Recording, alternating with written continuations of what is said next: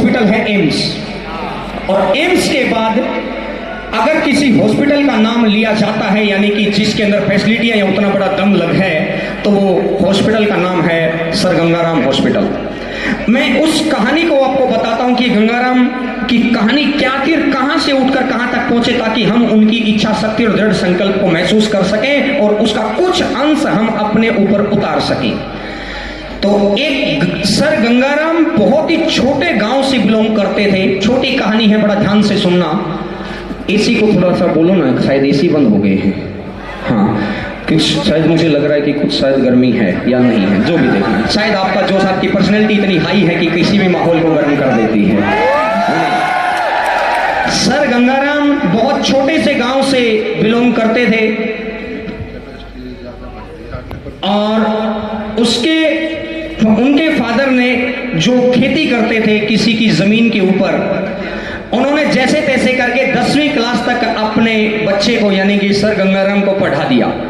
और 10वीं के बाद अक्सर गांव में होता था कि ठीक है अब ये कुछ काम कर लेगा, अब उसको खेती में लगा दिया। उससे खेती बाड़ी इतनी होती नहीं थी, तो उनके गांव के ही कोई एक मित्र थे जो गंगाराम के चाचा लगते थे।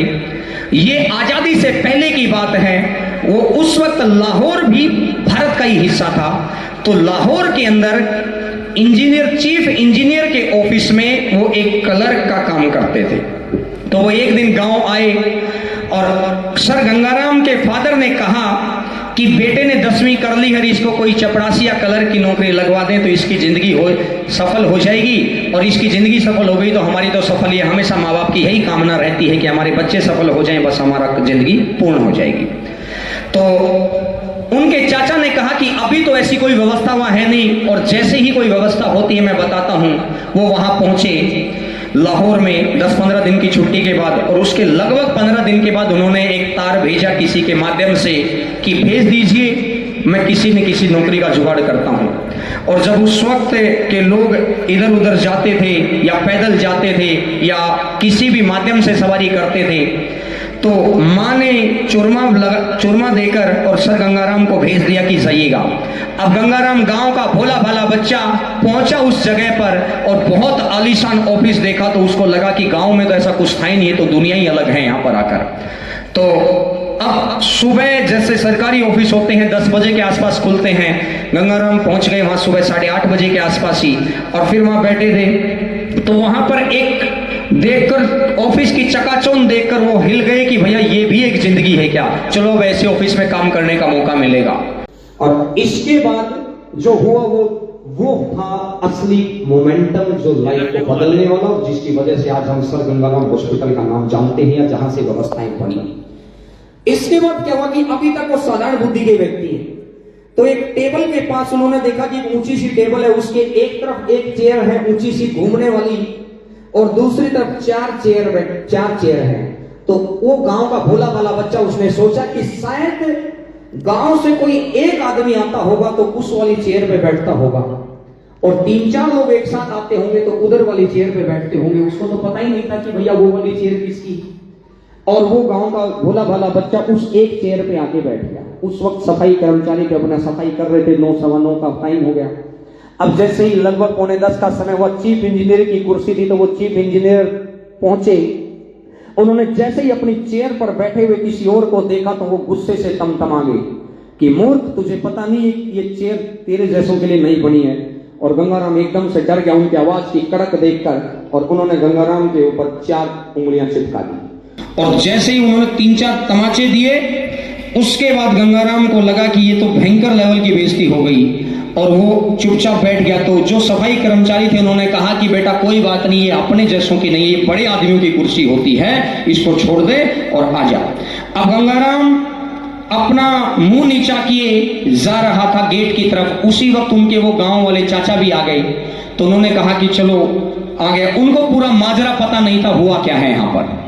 अब उन्होंने कहा कि चलो गांव का बच्चा है, शायद शर्मा गया होगा शहर की चकाचौंध देखकर, तो कुछ देर के बाद नॉर्मल हो जाएगा। बोला कि आओ बेटा, मैं तुम्हें यहाँ क्लर्क की नौकरी दिलाऊंगा और उसमें आपको काम करना। तो उसमें कुछ नहीं बोला। तो उन्होंने जो उनके चाचा थे जो क्लर्क की पोस्ट पर थे, उन्होंने आसपास के 2-4 लोगों से माजरा समझा कि क्या हुआ, ये बच्चा तो बड़ा हंसमुख था लेकिन यहाँ आकर एकदम से घबरा गया क्या। तो उन्होंने कहा कि उनकी 2-3 बातों से उनको समझ में आया कि यहाँ माजरा क्या हुआ था। तो उसके बाद जब गंगाराम को ये पता चल गया कि माजरा चाचा ने समझ लिया है, तो उन्होंने एक ही बात बोली कि चाचा उस कुर्सी पे बैठने के लिए क्या करना पड़ता है। पहले शब्द उनके ये थे कि चाचा उस कुर्सी पे बैठने के लिए क्या, क्योंकि वो लाहौर के चीफ इंजीनियर की कुर्सी थी। और उन्होंने कहा कि बेटा ये अपने बस की बात नहीं है, और ये अपन छोटे लोग हैं, अपन तो क्लर्क तक सोच लें। उसने उनके चाचा ने 5-10 मिनट समझाया, सर गंगाराम कुछ नहीं बोले, और फिर उन्होंने एक ही बात कही कि चाचा उस कुर्सी पे बैठने के लिए क्या करना पड़ता है। अब वो समझ गया कि गांव का जिद्दी बच्चा है, और मैं हमेशा कहता हूं कि आप सभी की पृष्ठभूमि गांव से है, और गांव के बच्चों के पास शुद्ध मन 2 चीजें विरासत के रूप में मिलती है। हम भी वहीं से बिलोंग करते हैं, आप भी वहीं से। शुद्ध मन की मन में बड़ी प्योरिटी है, और संकल्प शक्ति, ये 2 चीजें हमें विरासत के रूप में मिलती है। तो एक बार खुद के लिए तालियां जरूर बजाइएगा कि संकल्प शक्ति बहुत मजबूत होती है, क्योंकि वो छोटे छोटे चीजों को लेकर आते हैं। अब गंगाराम ने तीसरी बार ये कहा कि चाचा उस कुर्सी पे बैठने के लिए क्या करना पड़ता है। तो उसने कहा कि बेटा इसके लिए बहुत बड़ी पढ़ाई करनी पड़ती है, इंजीनियर बनना पड़ता है, वहां से पढ़ते हैं, लेकिन आपके फादर के पास तो इतने पैसे नहीं हैं कि आप वो फीस का खर्चा उठा पाएं। लेकिन अगर तेरे अंदर इतना ही कुछ है तो फिर मैं जरूर जरूर आपको पहुंचाऊंगा, मैं तेरे पढ़ने का खर्चा उठाऊंगा, और तू पढ़ने की हिम्मत रखना। और वैसे तो मुझे तेरे शब्दों से लग रहा है। और वही गंगाराम जो भारत की पहली IIT थी रुड़की के अंदर, और वहां पर जाकर पढ़ाई की, और उसके बाद उसी कुर्सी पर लाहौर के चीफ इंजीनियर बने, और उसी जगह जाकर जहां से 4 तमाचे खाकर आए थे। और फिर जब भारत आजाद हुआ तो कितने कितने काम हुए। तो फिर मॉडर्नाइजेशन के अंदर धीरे धीरे धीरे आधुनिक युग में भारत बढ़ता गया, और फिर जब सरकार को उनके नाम पर हॉस्पिटल बनाना पड़ा तो समझ लो कि भारत की तरक्की में कितना योगदान किया एक गांव के छोटे से बच्चा, और जो 4 थप्पड़ खाकर इस बात को समझ गया कि बैठना तो उस कुर्सी पर ही है। तो आज जिस चेयर पे आप बैठे हैं ना, बैठना तो income tax, GST, preventive examiner assistant section officer की चेयर पर ही आप सभी को। इस बात का ध्यान रखना, अंदर इस बात की आग सभी के अंदर होनी चाहिए कि बैठना तो उसी चेयर पर है। ये गंगाराम की कहानी किसी एक की नहीं है, ये कहानी बहुत सारे गंगाराम की है। बस एक कोई एग्जाम्पल होता है जहां से हमें सीख लेनी होती है। सबसे पहले 2 ही बात में मैं अपनी बात को खत्म करूंगा। पहला, ये कहानी हमेशा याद रखिएगा कि गांव का एक छोटा सा बच्चा कहां से, हम एक यूनिट में एक टॉपिक के अंदर कमजोर पड़ जाते तो अपन सोचते कि अपनी जिंदगी चली गई। अरे जिनके पास कोई पृष्ठभूमि ना हो, और उसके बावजूद थप्पड़ खाने की क्षमताएं हो बस, और उसके बावजूद इतना बड़ा संकल्प शक्ति जिसका कोई ग्राउंड और फिर भी पहुंच जाए, इसको कहते हैं हवा से हवा में छलांग। तो आप सभी एक साधारण परिवार से बिलोंग करते हैं।